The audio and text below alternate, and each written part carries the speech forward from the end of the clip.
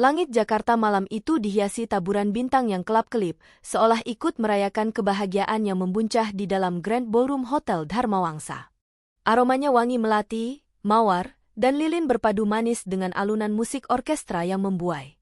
Di antara keramaian itu, Saraswati berdiri anggun, balutan gaun pengantinnya yang putih bersih mengalir indah, berkilauan diterpa cahaya.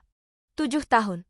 7 tahun lamanya ia membiarkan hatinya terkunci rapat, membiarkan luka yang menganga dari perceraiannya bersemayam tanpa obat. Namun malam ini, di samping Aditya, pria tampan, baik, dan sukses yang kini resmi menjadi suaminya, ia merasa semua trauma itu akhirnya luntur, terbasuh oleh harapan akan masa depan yang cerah. "Kamu terlihat cantik sekali, sayang," bisik Aditya, suaranya yang dalam dan lembut membelai telinga Saraswati. Tangan kekarnya melingkari pinggang Saraswati, menariknya lebih dekat. Senyum Aditya begitu tulus, matanya memancarkan ketulusan yang menenangkan. Pria ini telah mengembalikan keyakinannya pada cinta, pada sebuah janji suci yang pernah ia tinggalkan dalam kehancuran. Aditya, seorang arsitek muda yang namanya sudah dikenal di kota-kota besar, muncul dalam hidup Saraswati layaknya malaikat penolong. Ia mengenali Saraswati dari proyek renovasi butik milik sahabatnya, dan sejak pertemuan pertama itu, Aditya tak pernah menyerah. Ia sabar, gigih, dan begitu memahami trauma yang dialami Saraswati. Aditya tidak pernah memaksa, ia membiarkan Saraswati menyembuhkan diri, dan menunggu hingga Saraswati siap membuka hatinya kembali. Di tengah kebahagiaan yang meluap, sekelebat bayangan gelap melintas di benak Saraswati. Bayangan seorang pria yang pernah ia cintai sepenuh jiwa, pria yang juga telah menghancurkan hidupnya. Arjuna. 7 tahun lalu, di kota Bandung yang sejuk, perceraian mereka menjadi gosip hangat. Tidak ada yang tahu pasti apa yang terjadi. Arjuna, suaminya yang dulu seorang pengusaha sukses, tiba-tiba menghilang. Ia hanya meninggalkan sepucuk surat, isinya singkat dan kejam. "Aku tidak bisa melanjutkan pernikahan ini. Maaf." Hanya itu, tanpa penjelasan, tanpa alasan. Saraswati yang kala itu sedang mengandung 2 bulan, kehilangan segalanya. Anak yang ia kandung gugur, dan hidupnya seolah runtuh menjadi kepingan-kepingan kaca. Ia pindah ke Jakarta, memulai hidup dari nol, membangun karirnya sebagai seorang perancang busana. Ia sukses, butiknya bahkan kini menjadi salah satu yang terkemuka di Indonesia. Tapi, meski ia berhasil membangun kembali hidupnya, hatinya tetap memiliki lubang menganga yang tak pernah terisi. Hingga Aditya datang. "Saras?" panggil Aditya, membuyarkan lamunannya. Saraswati tersenyum, mengikis semua bayangan masa lalu. Ia mengangguk, meyakinkan dirinya bahwa semua sudah berakhir. Arjuna adalah bagian dari masa lalu yang kelam, dan kini, masa depannya adalah Aditya. Mereka berdansa, diiringi alunan melodi romantis, dikelilingi oleh keluarga dan sahabat-sahabat terdekat. Resepsi itu sempurna, bak dongeng yang menjadi nyata. Namun, di balik senyum dan tawa, sebuah getaran aneh mulai merayap. Ponsel di saku gaunnya bergetar. Saraswati sempat mengabaikannya, namun getaran itu tak kunjung berhenti. Ia pamit sebentar kepada Aditya, lalu melangkah ke sudut ruangan yang lebih sepi. Layar ponselnya menampilkan nomor tak dikenal. Saraswati ragu, namun rasa penasaran lebih kuat. Ia menggeser layar dan menempelkan ponsel di telinga. Hening sejenak, hanya terdengar suara napas berat dari seberang. "Halo?" sapa Saraswati pelan. Tidak ada jawaban. Saraswati hendak menutup panggilan itu, namun sebuah suara tiba-tiba menusuk gendang telinganya. "Saras?" Suara itu begitu familiar. Saraswati mematung, jantungnya seolah berhenti berdetak. Suara yang ia coba lupakan selama 7 tahun, suara yang dulu selalu ia rindukan di setiap malam, kini kembali. Itu Arjuna. "Arjuna?" Suara Saraswati tercekat, ia tak bisa menyembunyikan keterkejutannya. Kenapa kamu meneleponku?" Suara di seberang terdengar panik, napasnya terengah-engah. "Saras, dengarkan aku baik-baik. Kamu harus kabur sekarang juga. Nyawamu terancam." Saraswati tertawa sinis, tawa yang tak mengandung kebahagiaan sama sekali. "Ini lelucon macam apa? Setelah 7 tahun, kamu kembali dan mengatakan hal seperti ini? Kamu pikir kamu siapa, Arjuna? Aku sudah menikah. Aku bahagia. Aku tahu. Aku melihatnya dari kejauhan. Tapi itu bukan pernikahan yang sesungguhnya, Saras. Itu jebakan. Jebakan? Apa maksudmu? Tanya Saraswati, amarahnya mulai memuncak. Kenapa pria ini kembali, merusak kebahagiaannya, menabur benih keraguan di tengah malam paling membahagiakan dalam hidupnya? Aku tidak punya banyak waktu. Tolong percaya padaku. Kamu harus pergi sekarang, sebelum semuanya terlambat. Pergi dari hotel itu, dari dia. Dia bukan seperti yang kamu pikirkan. Dia berbahaya. Suara Arjuna terdengar putus asa, penuh kepanikan. Dia siapa? Apa yang kamu bicarakan? Desak Saraswati. Kepalanya berdenyut, bingung dan marah. Aditya? Teriak Arjuna. Aditya yang sekarang menjadi suamimu, dia bukan orang baik. Dia berhubungan dengan orang-orang berbahaya. Dia punya rencana busuk. Pergi, Saras. Pergi sekarang juga. Tangan Saraswati bergetar, ponselnya hampir saja jatuh. Otaknya berputar, mencoba mencerna semua ucapan Arjuna yang begitu absurd. Aditya? Suami yang baru saja ia nikahi, pria yang telah mengembalikan senyumnya, pria yang terlihat begitu tulus? Mustahil. Ini pasti hanya akal-akalan Arjuna. Mungkin ia cemburu, atau mungkin ia kembali karena melihat Saraswati sudah bahagia dengan orang lain. Saraswati merasa mual. Ia tidak ingin lagi ada hubungannya dengan pria ini. Ia tidak ingin lagi hidupnya dirusak oleh kebohongan dan ketidakjelasan. Aku tidak tahu apa maumu, Arjuna. Tapi aku tidak akan percaya omong kosongmu. Jangan pernah hubungi aku lagi. Saraswati hendak menutup panggilan. Tunggu. Saras. Demi Tuhan, dengarkan aku. Kamu harus tahu, perceraian kita, itu bukan salahku. Aku terpaksa melakukannya. Aku terpaksa menjauh demi melindungimu. Aku? Saraswati memutus sambungan. Napasnya memburu, dadanya terasa sesak. Ia bersandar di dinding, mencoba menenangkan diri. Kata-kata Arjuna terngiang-ngiang di kepalanya, beradu dengan suara tawa dan musik dari dalam ballroom. Kabur sekarang juga. Nyawamu terancam. Aditya bukan orang baik. Perceraian kita, itu bukan salahku. Sebuah keraguan, setipis benang, mulai menyusup ke dalam hatinya. Saraswati menggelengkan kepalanya kuat-kuat, menepisnya. Tidak, ini tidak benar. Aditya tidak mungkin seperti itu. Pria itu begitu baik, begitu sempurna, terlalu sempurna. Mungkin itu sebabnya Saraswati selalu merasa ragu, namun ia selalu berhasil menepisnya. Ia terlalu lelah untuk mencurigai orang lain. Ia hanya ingin bahagia. Ia kembali berjalan menuju area resepsi. Mencari Aditya. Ia butuh melihat wajah suaminya, wajah yang menenangkan, wajah yang meyakinkan bahwa semua kata-kata Arjuna hanyalah kebohongan. Matanya menyapu keramaian, mencari sosok tegap berjas hitam. Akhirnya ia menemukannya. Aditya sedang berdiri di dekat meja prasmanan, berbincang dengan salah satu temannya. Punggungnya menghadap ke arah Saraswati. Saraswati melangkah mendekat, perlahan, matanya terpaku pada sosok itu. Keraguan yang tadi ia tepis, kini tumbuh lebih besar. Sebuah perasaan dingin merayap dari kakinya, menjalar ke seluruh tubuh. Ia menelan ludah, dadanya berdebar tak karuan. Aditya tiba-tiba terdiam, percakapannya dengan temannya terputus. Tanpa menoleh, ia mengangkat ponsel di tangannya, melihat layar, lalu mematikan panggilan. Punggungnya masih membelakangi Saraswati. Punggung yang kokoh, yang selalu terasa aman untuk bersandar.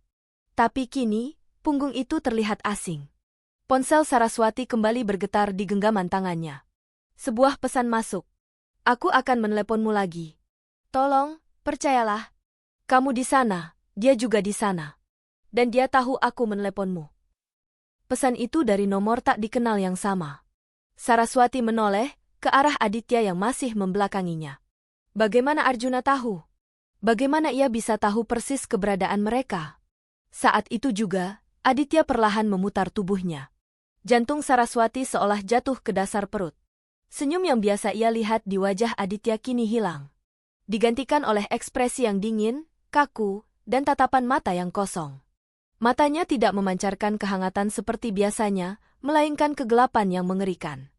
Tatapan itu terasa menusuk, seolah mampu membaca isi kepala Saraswati, seolah ia tahu persis apa yang baru saja terjadi. Di tangannya, ia memegang ponselnya, layar ponsel itu berkedip-kedip, menampilkan nomor panggilan masuk terakhir, nomor Saraswati. Aditya tahu. Ia tahu. Saraswati membeku di tempatnya. Resepsi yang tadinya dipenuhi tawa dan musik kini terasa sunyi dan menakutkan. Matanya bertabrakan dengan mata Aditya. Pria yang baru saja ia nikahi, yang baru saja ia janjikan seluruh hidupnya, kini berdiri di sana dengan tatapan yang sangat asing. Tatapan seorang pemburu yang melihat mangsanya terjebak. Ia tersenyum, bukan senyum hangat yang menenangkan, melainkan seringai dingin yang membuat bulu kuduk Saraswati merinding. "Sayang, kenapa kamu di situ?" tanya Aditya, suaranya kembali terdengar normal, lembut. Tapi Saraswati tahu, itu hanya topeng. Ia melihatnya, sekelebat kegelapan yang tak mungkin ia lupakan. Saraswati tidak bisa berkata-kata. Ia ingin lari. Ia ingin berteriak. Tapi kakinya seolah terpaku di lantai. Matanya kembali menoleh ke belakang, mencari pintu keluar, namun pandangannya kembali terpaku pada Aditya. Pria itu kini berjalan mendekat, setiap langkahnya terasa seperti sebuah jebakan. Keringat dingin membasahi punggung Saraswati. Ia sadar, peringatan Arjuna mungkin bukan omong kosong. Ia sadar, ia telah melangkah ke dalam sebuah jebakan yang sangat mengerikan. Dan di tengah keramaian, di malam yang seharusnya menjadi malam terbahagia dalam hidupnya, Saraswati merasa terancam, sendirian, dan ketakutan. Antikan oleh topeng kosong yang menakutkan. Akhirnya, Aditya mendekat, senyumnya kembali merekah, namun matanya tetap menyimpan kegelapan. "Sayang, kenapa melamun? Kamu kedinginan?" tanya Aditya, tangannya kini membelai pipi Saraswati. Sentuhan yang dulu terasa hangat dan menenangkan, kini terasa dingin seperti es, membuat Saraswati merinding. Ia memaksakan senyum, menggeleng pelan. "Tidak, aku hanya lelah. Boleh aku ke kamar duluan?" "Tentu," jawab Aditya. "Aku akan menyusul setelah berbicara dengan klienku sebentar. Gaun ini pasti berat sekali, kan? Tunggu aku, ya?" Saraswati mengangguk, lalu berbalik dan berjalan cepat menuju lift. Langkahnya terburu-buru, seolah dikejar oleh bayangan Aditya yang mengerikan. Di dalam lift, ia memegangi ponselnya, membayangkan pesan dan panggilan dari Arjuna. Keraguan kini bukan lagi benang tipis, melainkan tali tebal yang melilit lehernya. Peringatan Arjuna terasa begitu nyata, begitu mendesak. Aditya, pria yang telah bersamanya selama 2 tahun, yang ia pikir adalah pahlawannya, kini tampak seperti musuh yang paling berbahaya. Sesampainya di kamar, Saraswati mengunci pintu dengan tergesa-gesa. Ia melepaskan gaun pengantinnya, lalu dengan tangan gemetar, ia membuka lemari, mengambil tas kecilnya. Di dalamnya, ada dompet dan kartu identitas.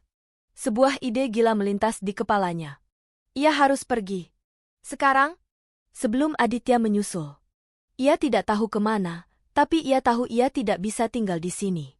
Tangannya gemetar saat ia memasukkan barang-barang seperlunya ke dalam tas, namun ponselnya tiba-tiba bergetar. Sebuah panggilan masuk dari nomor yang sama.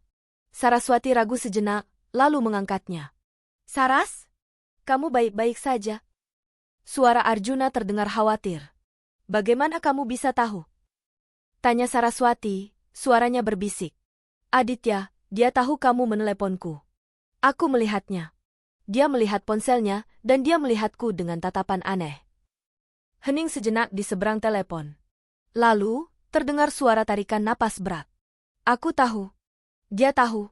Dengar, kamu harus pergi sekarang. Aku akan mengirimkan alamat.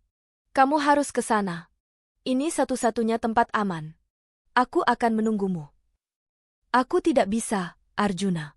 Aku tidak mengerti apa yang terjadi. Aku tidak bisa begitu saja kabur. Aku butuh penjelasan," bisik Saraswati, air mata mulai mengalir di pipinya.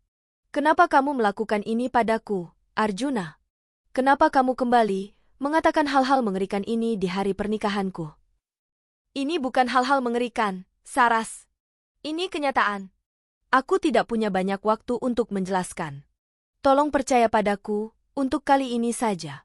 Aku tidak pernah berhenti mencintaimu. Aku terpaksa pergi karena ada orang-orang yang ingin menghancurkan kita berdua. Dan orang-orang itu berhubungan dengan Aditya. Suara Arjuna terdengar putus asa. Saraswati terdiam. Ia memejamkan mata, mencoba memahami ucapan mantan suaminya. Apa yang ia bicarakan? Misuh? Ancaman? Ia tidak pernah mengira hidupnya akan serumit ini. 7 tahun lalu, saat Arjuna menghilang, ia tidak pernah mendapatkan jawaban. Ia hanya bisa menduga-duga. Kini, jawaban itu seolah ada di depan mata, namun begitu gila untuk dipercaya. Terdengar suara ketukan di pintu. Jantung Saraswati melonjak. Sayang, kamu baik-baik saja. Kenapa pintunya dikunci? Suara Aditya. Saraswati panik. Ia mematikan telepon, lalu bergegas ke pintu. Ia mengambil napas dalam-dalam, berusaha mengendalikan dirinya. Ia membuka pintu dan mencoba tersenyum, senyum yang terasa begitu palsu di bibirnya. Maaf, aku hanya sedikit pusing, katanya. Aditya menatapnya lekat. Matanya menyapu seluruh ruangan, seolah mencari sesuatu. Ia menatap tas Saraswati yang tergeletak di atas ranjang. Kenapa tasmu di sana? Tanyanya, suaranya terdengar ramah namun ada nada yang tidak bisa Saraswati artikan. Oh, itu, aku hanya ingin menyimpan barang-barang penting, jawab Saraswati, berusaha agar suaranya tidak bergetar. Aditya tidak berkomentar lagi. Ia tersenyum, berjalan mendekat, lalu memeluk Saraswati. Aku akan menemanimu di sini. Kamu butuh istirahat. Hari ini sangat melelahkan. Saraswati tidak bisa bergerak. Ia terjebak dalam pelukan suaminya, merasa terperangkap. Ia tidak tahu apa yang harus ia lakukan. Di satu sisi, ia ingin mempercayai Aditya, pria yang terlihat begitu baik selama ini. Di sisi lain, tatapan mata yang tadi ia lihat, peringatan dari Arjuna, dan kebohongan yang ia rasakan menggerogoti setiap sel tubuhnya. Malam itu, Saraswati tidak bisa tidur. Ia berbaring di samping Aditya, berpura-pura terlelap, sementara otaknya terus bekerja. Ia memutuskan. Ia harus mencari tahu. Ia harus kembali ke Bandung, tempat semuanya bermula. Mungkin di sana, ia bisa menemukan jawabannya. Ia harus tahu apa yang terjadi 7 tahun lalu. Ia harus tahu apa hubungan Aditya dengan semua ini. Pagi-pagi sekali, saat Aditya masih terlelap, Saraswati bergegas meninggalkan hotel. Ia tidak membawa banyak barang. Hanya tas kecilnya, yang berisi uang tunai dan kartu identitas. Ia sengaja tidak membawa ponselnya agar Aditya tidak bisa melacaknya. Ia naik taksi, memesan perjalanan ke stasiun kereta api. Di sana, ia membeli tiket ke Bandung. Perjalanannya terasa seperti sebuah pelarian, sebuah langkah nekat yang didorong oleh rasa takut dan kebutuhan akan kebenaran. Tiba di Bandung, kota yang penuh kenangan dan luka, Saraswati menyewa sebuah penginapan kecil di daerah Dago. Ia tidak ingin menginap di hotel yang mencolok. Ia merasa seperti buronan, dan ia harus bersembunyi. Ia tidak langsung mencari Arjuna, ia tidak tahu harus mulai dari mana. Sebaliknya, ia mengunjungi tempat-tempat yang dulu menjadi saksi bisu kehidupannya dengan Arjuna. Rumah mereka, yang kini sudah dijual. Butik kecilnya yang kini sudah beralih fungsi menjadi kafe. Ia berjalan di sepanjang jalan, meresapi setiap kenangan yang muncul. Sampai akhirnya, ia tiba di sebuah toko buku tua yang dulu sering mereka kunjungi. Toko itu masih sama, beraroma kertas dan buku-buku usang. Di sana, ia bertemu dengan pemiliknya, seorang wanita paruh baya bernama Ibu Ningsih, yang dulu sangat dekat dengannya dan Arjuna. Saraswati? Ibu Ningsih terkejut, matanya membelalak. Ya Tuhan, sudah lama sekali. Aku pikir kamu tidak akan kembali lagi. Aku hanya mampir, Bu, kata Saraswati, suaranya bergetar. Aku rindu Bandung. Ibu Ningsih tersenyum, namun matanya memancarkan kesedihan. Aku tahu kamu pasti datang untuk mencari jawaban. Semua orang di sini bertanya-tanya. Apa yang sebenarnya terjadi dengan kalian berdua? Arjuna begitu mencintaimu, lalu tiba-tiba ia menghilang. Semua orang bilang dia bangkrut dan melarikan diri. Saraswati menelan ludah. Aku juga tidak tahu, Bu. Ia hanya pergi. Itu tidak mungkin, kata Ibu Ningsih, matanya menatap tajam. Arjuna bukan orang seperti itu. Aku ingat betul, beberapa hari sebelum ia menghilang, ia datang ke sini. Wajahnya sangat pucat, dan ia terlihat sangat ketakutan. Ia meminta bantuanku untuk menjaga sesuatu. Jantung Saraswati berdebar kencang. Menjaga apa, Bu? Ibu Ningsih ragu sejenak, lalu berjalan ke belakang rak buku. Ia mengambil sebuah kotak kecil dari dalam laci. Kotak itu berdebu, seolah sudah lama tidak disentuh. Ia bilang, jika suatu hari nanti kamu kembali, aku harus memberikan ini padamu. Ia bilang, ini adalah bukti. Ia bilang, ini adalah rahasia terbesar yang ia simpan. Saraswati mengambil kotak itu dengan tangan gemetar. Ia membuka kotak itu. Di dalamnya, ada sebuah buku harian usang, sebuah kartu memori kecil, dan sebuah foto. Saraswati mengenali foto itu. Itu adalah foto Arjuna bersama seorang pria paruh baya yang tidak ia kenal. Wajah pria itu terlihat tegas dan menakutkan. Di bagian belakang foto, ada tulisan tangan Arjuna, isinya sebuah kalimat pendek yang membuat darah Saraswati berdesir. Ini, Ayah Aditya, bisik Saraswati, matanya terpaku pada tulisan itu. Aditya pernah menunjukkan foto ayahnya padaku. Pria ini, ayahnya. Ibu Ningsih menatap Saraswati, matanya dipenuhi simpati. Apapun yang terjadi, Saras, kamu harus kuat. Arjuna bilang, hidupmu akan terancam jika rahasia ini terbongkar. Saraswati mengangguk. Ia memeluk kotak itu erat-erat. Ia berterima kasih pada Ibu Ningsih, lalu bergegas keluar. Ia kembali ke penginapan, menutup diri di dalam kamar. Tangannya gemetar saat ia menyalakan komputer dan memasukkan kartu memori itu. Di dalamnya, ada sebuah video. Video yang mengubah segalanya. Video yang menunjukkan Aditya, ayahnya, dan beberapa pria lain sedang berdiskusi. Mereka membicarakan sebuah proyek ilegal yang melibatkan korupsi dan suap. Lalu, video itu menunjukkan sesuatu yang lebih mengerikan. Mereka membicarakan sebuah rencana untuk menjebak seseorang yang berani membongkar kejahatan mereka. Arjuna, bisik Saraswati. Ia tahu, orang yang mereka bicarakan adalah Arjuna. Lalu, video itu berlanjut. Ada rekaman suara yang sangat jelas. Suara Arjuna. Ia sedang menelepon seseorang, meminta bantuan. Ia mengatakan bahwa ia telah mengumpulkan semua bukti kejahatan keluarga Aditya, tapi nyawanya terancam. Lalu, suara itu berubah. Suara tangisan, dan suara Arjuna yang berteriak. Saraswati memejamkan matanya, air mata mengalir deras. Ia akhirnya mengerti. Perceraian itu, kepergian Arjuna, itu bukan karena ia tidak mencintainya. Itu adalah sebuah perlindungan. Sebuah pengorbanan. Arjuna tidak pernah meninggalkannya. Ia hanya terpaksa menjauh. Ia melindungi Saraswati, melindungi bayi mereka yang belum sempat lahir. Saraswati menoleh ke buku harian. Di halaman pertama, ada tulisan tangan Arjuna yang berbunyi, "Maafkan aku, sayang. Aku harus melakukan ini. Aku tidak akan pernah berhenti mencintaimu. Jaga dirimu. Aku akan kembali." Saraswati menangis. Air matanya bukan lagi air mata kesedihan, melainkan air mata penyesalan. Ia telah menyalahkan Arjuna selama 7 tahun. Ia telah membenci pria yang sebenarnya berkorban untuknya. Dan kini, ia telah menikahi musuh terbesarnya. Aditya, pria yang telah mengintai, menjebak, dan menghancurkan hidupnya. Pria yang kini menjadi suaminya. Ponsel Saraswati yang ia tinggalkan di Jakarta, di dalam kamar hotel, tiba-tiba bergetar. Sebuah pesan masuk dari Aditya. Isinya hanya 2 kata, yang membuat Saraswati membeku. Aku tahu. Pesan singkat itu terasa lebih dingin daripada hembusan angin malam di kota Bandung. Aku tahu. 2 kata sederhana yang berhasil membuat bulu kuduk Saraswati berdiri tegak. Ia tahu apa artinya. Aditya tidak bodoh. Ia pasti sudah menyadari ketidakhadirannya, dan kemungkinan besar, ia juga telah menemukan ponsel yang sengaja ditinggalkan Saraswati di kamar hotel. Pesan itu bukan ancaman, melainkan sebuah peringatan. Aditya ingin Saraswati tahu bahwa ia memegang kendali, bahwa kemanapun Saraswati pergi, ia akan selalu selangkah lebih maju.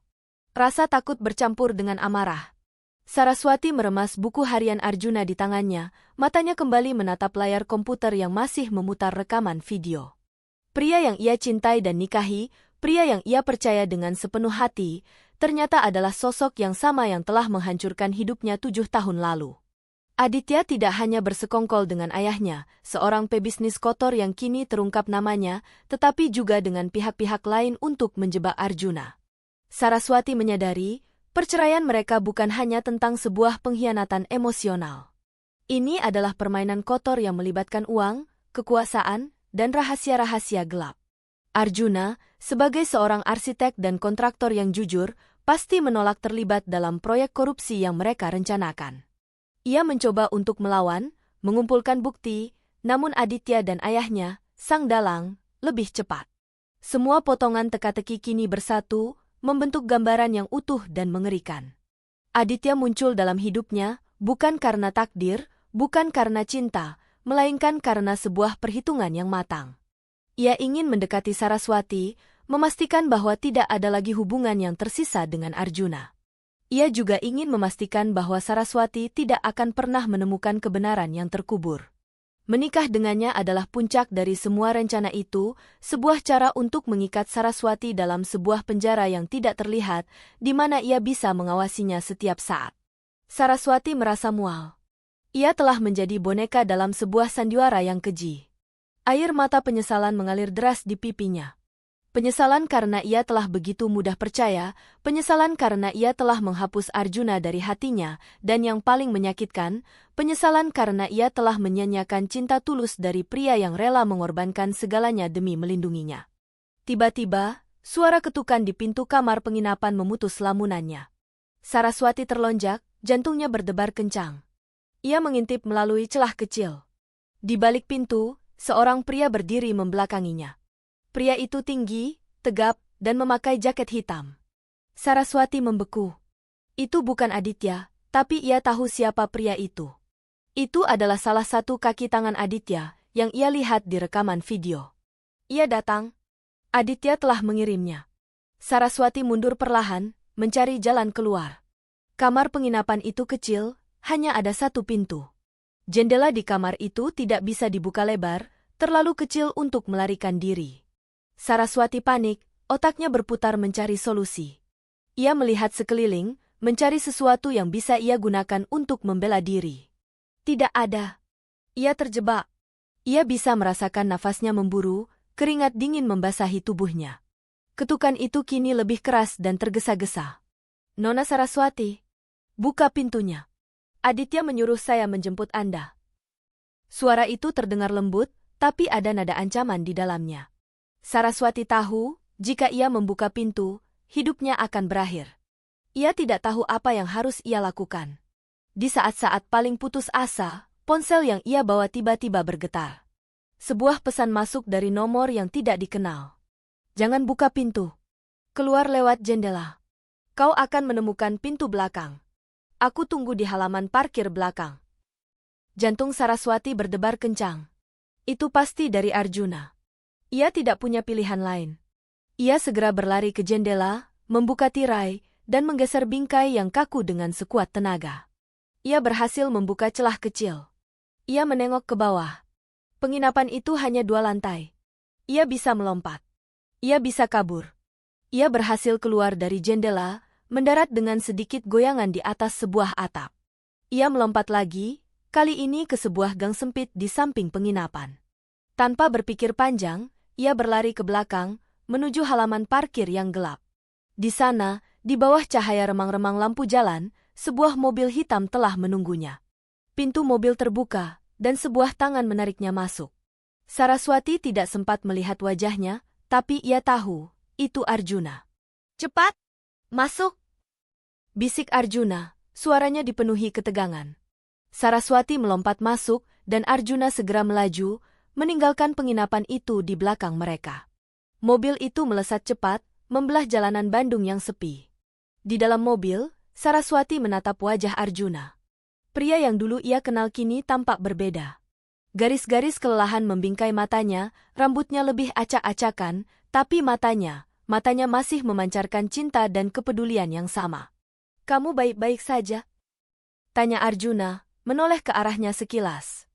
Maafkan aku, Saras. Aku tidak ingin kamu harus melalui ini lagi. Saraswati tidak bisa menahan tangisnya. Ia memeluk buku harian Arjuna erat-erat. Arjuna, maafkan aku. Aku tidak tahu. Aku menyalahkanmu, aku membencimu. SSTT, bukan salahmu, kata Arjuna, suaranya melembut. Aku tahu kamu tidak akan pernah percaya jika aku tiba-tiba datang dan mengatakan semuanya. Aku harus melakukannya. Aku harus melindungimu. Mereka ingin aku bekerja sama dengan mereka. Mereka ingin aku menandatangani proyek ilegal yang akan merugikan banyak orang. Aku menolak. Mereka mengancam. Mereka bilang akan menyakitimu jika aku tidak menurut. Arjuna berhenti di sebuah tempat sepi di pinggir kota. Ia menoleh ke arah Saraswati, matanya berkaca-kaca. Aku tahu mereka mengawasiku. Aku tahu mereka akan menyakitimu, atau mungkin membunuhmu. Jadi aku terpaksa menjauh. Aku meninggalkan surat itu, berharap kamu akan membenciku, berharap kamu tidak akan pernah mencariku.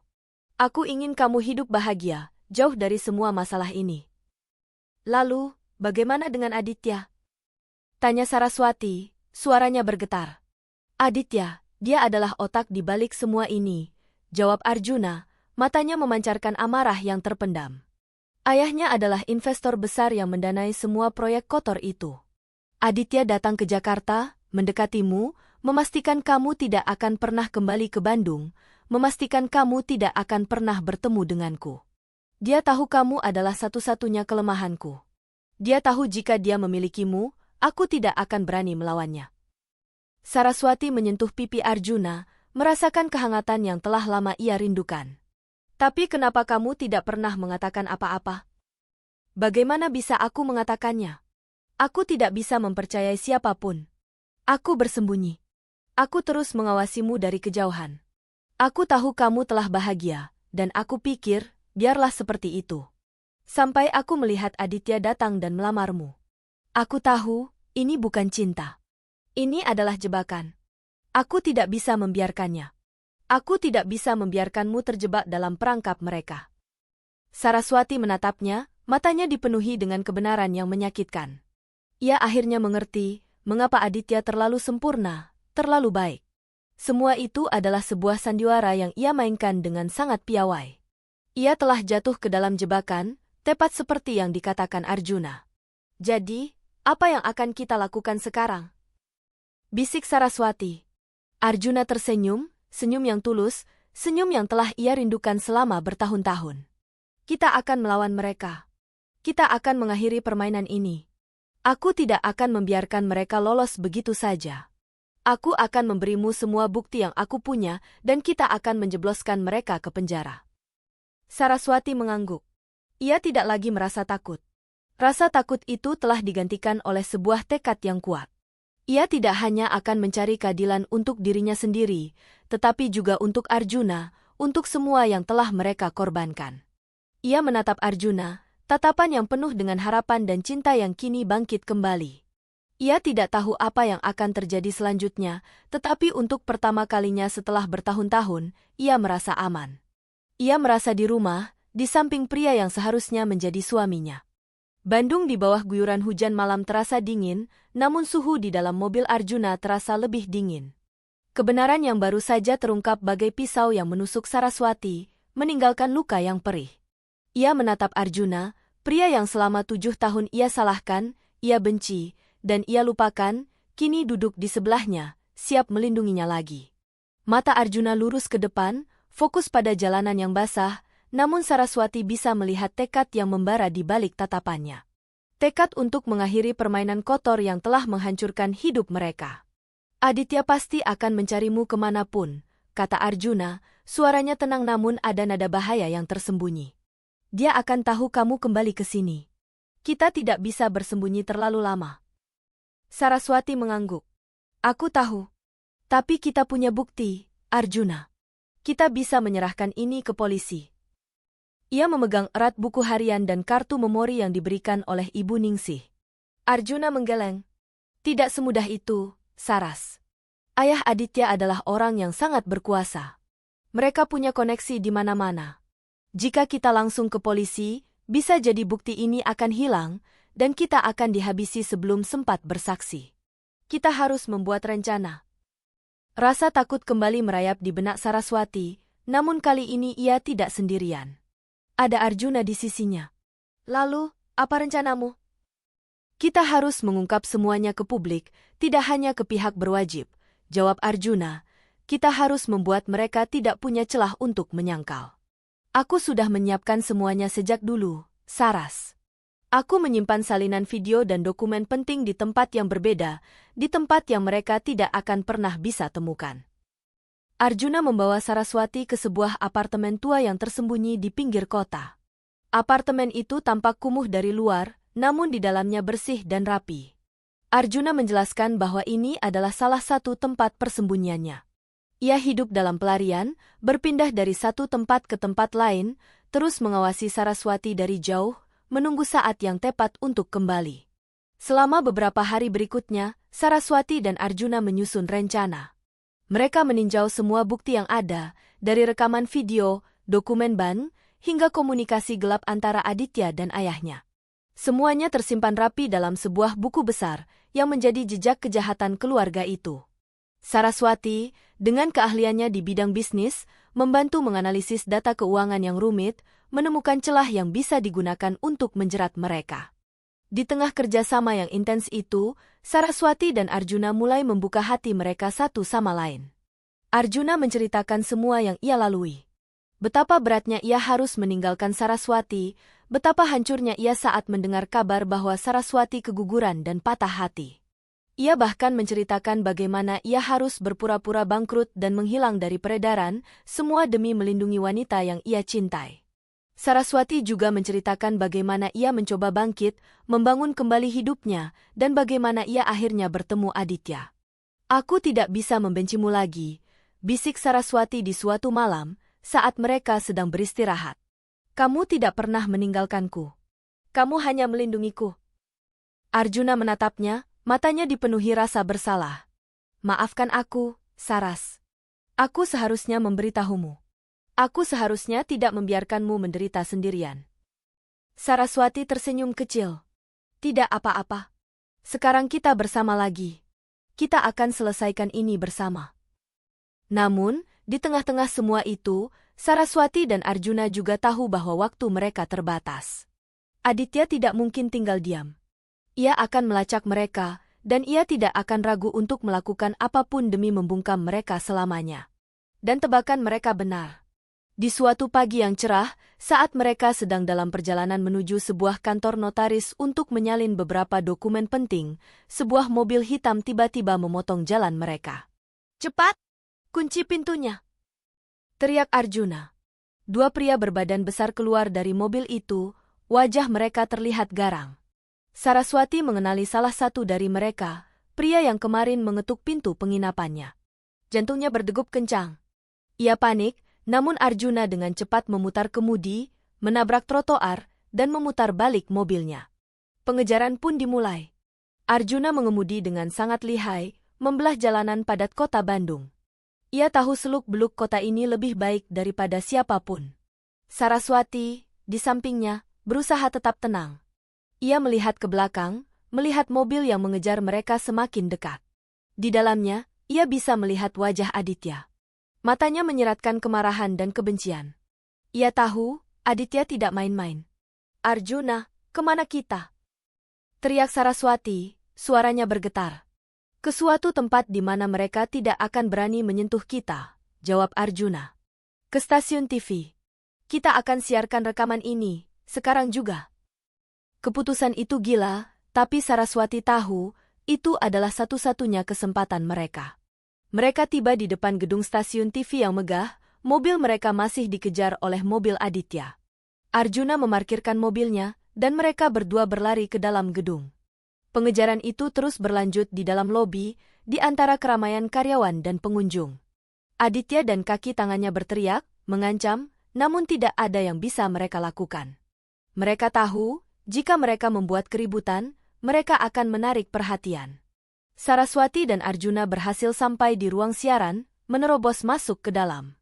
Mereka menemukan seorang jurnalis yang sedang mempersiapkan siaran berita malam. Dengan panik, mereka menjelaskan semuanya, menunjukkan rekaman video dan dokumen yang mereka bawa. Jurnalis itu terkejut, namun ia melihat kesungguhan dan ketakutan di mata mereka.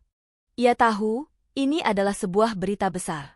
Berita yang akan mengguncang kota ini. Tolong, siarkan ini, kata Saraswati, suaranya putus asa. Keluarga Aditya adalah penjahat. Mereka ingin membunuh kami. Jurnalis itu menatap mereka sejenak, lalu mengangguk. Ia menempatkan kamera, menaruh kartu memori dari Saraswati di depan layar monitor. Ia meminta Saraswati dan Arjuna untuk menceritakan kisah mereka secara langsung di hadapan jutaan pemirsa. Saraswati melihat ke arah kamera, menarik napas dalam-dalam. Ia tidak lagi takut. Kali ini, ia akan berhadapan langsung dengan Aditya. Ia akan menggunakan suaranya untuk mendapatkan keadilan. Ia akan membalas semua yang telah Aditya lakukan. Saat kamera menyala, Saraswati memulai ceritanya. Dengan suara yang jelas dan mantap, ia menceritakan kebohongan, pengkhianatan, dan rencana jahat yang telah menghancurkan hidupnya. Ia menceritakan pengorbanan Arjuna dan bagaimana ia kembali ke pelukannya setelah bertahun-tahun. Di luar ruang siaran, di lorong-lorong gedung stasiun TV, Aditya dan para kaki tangannya melihat siaran langsung itu dari layar televisi yang terpasang. Wajah Aditya memucat, matanya melebar karena terkejut dan marah. Ia tidak pernah menduga bahwa Saraswati akan berani melakukan ini. Saraswati tersenyum tipis ke arah kamera, tatapan matanya penuh dengan pembalasan yang dingin. Ia telah memenangkan pertempuran kecil ini. Tapi ia tahu, perang belum berakhir. Ia telah mengayunkan pukulan pertama, dan sekarang, ia akan menanti pukulan balasan Aditya. Siaran berita itu bagai bom waktu yang meledak, mengguncang seluruh negeri. Wajah Saraswati dan Arjuna terpampang di layar televisi, bercerita tentang kejahatan terorganisir yang melibatkan nama-nama besar di Jakarta. Rekaman video, dokumen, dan kesaksian mereka menjadi bukti tak terbantahkan. Masyarakat bereaksi dengan amarah, menuntut keadilan. Pihak berwajib tidak punya pilihan lain selain bergerak cepat, membuka penyelidikan besar-besaran terhadap semua pihak yang disebutkan dalam siaran itu. Di tengah semua itu, Saraswati dan Arjuna bersembunyi di sebuah rumah aman yang disediakan oleh stasiun televisi. Mereka tahu, ini adalah puncak dari segalanya. Aditya dan ayahnya kini bagai tikus yang terpojok. Mereka tidak bisa lagi bersembunyi di balik kekuasaan dan kekayaan mereka. Mereka akan melakukan sesuatu, bisik Saraswati, saat ia melihat berita terbaru di televisi. Aditya tidak akan tinggal diam. Arjuna mengangguk. Aku tahu. Tapi sekarang, dia tidak punya pilihan. Kita sudah mengungkap semuanya ke publik. Reputasinya hancur dan semua koneksinya akan menjauhinya. Namun, di tengah semua kepanikan itu, Aditya tidak menyerah. Ia tahu ia harus menghabisi mereka berdua jika ia ingin selamat. Ia mengerahkan seluruh sisa kekuatannya, menyuap beberapa orang untuk menemukan lokasi persembunyian Saraswati dan Arjuna. Ia tidak peduli lagi dengan citranya, yang ia inginkan hanyalah pembalasan. Pada malam hari yang sunyi, saat Saraswati dan Arjuna sedang tertidur, alarm rumah berbunyi nyaring. Arjuna segera terbangun, matanya waspada. Ia membangunkan Saraswati, dan mereka berdua bergegas menuju pintu belakang. Di luar, suara-suara teriakan dan keributan mulai terdengar. Aditya telah menemukan mereka. Cepat, Saras! Seru Arjuna, tangannya menggandeng Saraswati. Mereka berlari menembus kegelapan malam, menuju mobil yang sudah mereka siapkan. Namun, di tengah pelarian mereka, sebuah bayangan muncul dari balik semak-semak. Itu Aditya. Matanya menyala penuh dendam. Di tangannya, ia memegang sebuah pistol. Saraswati membeku, tidak bisa bergerak. Ia menatap Aditya, suaminya, pria yang pernah ia cintai, kini berdiri di hadapannya dengan niat membunuh. Kau pikir bisa lolos, Saras? Desis Aditya, suaranya dipenuhi kebencian. Kau menghancurkan hidupku. Aku akan pastikan kau mati di tanganku sendiri. Arjuna segera melindungi Saraswati, mendorongnya ke belakang. Aditya, jangan lakukan ini. Kamu tidak akan bisa lolos. Aku sudah tidak peduli. Teriak Aditya. Aku tidak punya apa-apa lagi. Aku akan pastikan kalian berdua ikut hancur bersamaku. Ia mengangkat pistolnya, mengerahkannya ke arah Saraswati. Jantung Saraswati berdebar kencang. Ia memejamkan mata, memeluk erat Arjuna, bersiap untuk menghadapi takdirnya. Namun, sebuah suara lain terdengar. Suara sirene polisi yang mendekat. Aditya menoleh, wajahnya pucat. Polisi sudah mengepung area itu. Sialan! Umpat Aditya, ia mengalihkan pandangannya dari Saraswati, menembakkan peluru ke arah Arjuna. Namun, Arjuna berhasil menghindar, dan peluru itu hanya mengenai bahunya. Polisi segera mengepung Aditya, menjatuhkannya ke tanah, dan memborgol tangannya. Aditya menatap Saraswati dengan tatapan yang kosong, penuh penyesalan dan keputusasaan. Ia telah kalah. Ia telah kehilangan segalanya. Saraswati berlutut, memeluk Arjuna yang mengerang kesakitan. Kamu baik-baik saja? Kita panggil ambulans. Arjuna tersenyum, senyum yang tulus, senyum yang penuh cinta. Aku baik-baik saja, Saras. Yang terpenting, kamu selamat. Kita sudah berhasil. Beberapa hari kemudian, berita tentang penangkapan Aditya dan ayahnya menyebar luas. Mereka dijebloskan ke penjara. Kerajaan bisnis mereka hancur, semua aset disita, dan nama baik mereka lenyap. Keadilan akhirnya menang. Saraswati dan Arjuna kembali ke Bandung. Mereka membeli kembali rumah lama mereka, yang kini terlihat usang dan penuh kenangan. Mereka tidak terburu-buru. Mereka mengambil waktu untuk menyembuhkan luka-luka masa lalu, untuk membangun kembali hubungan yang sempat hancur. Cinta mereka tidak pernah mati, ia hanya tertidur, menunggu saat yang tepat untuk bangkit kembali. Di malam yang dingin, di beranda rumah mereka, Saraswati duduk bersandar di bahu Arjuna.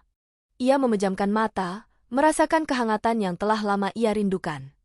Ia telah melewati badai yang mengerikan, tetapi ia tidak lagi merasa takut. Ia telah menemukan kembali cinta sejatinya, dan untuk pertama kalinya setelah bertahun-tahun, ia merasa benar-benar bahagia. Apa yang akan kita lakukan sekarang? Bisik Saraswati. Arjuna tersenyum, memeluknya lebih erat. Kita akan memulai lagi.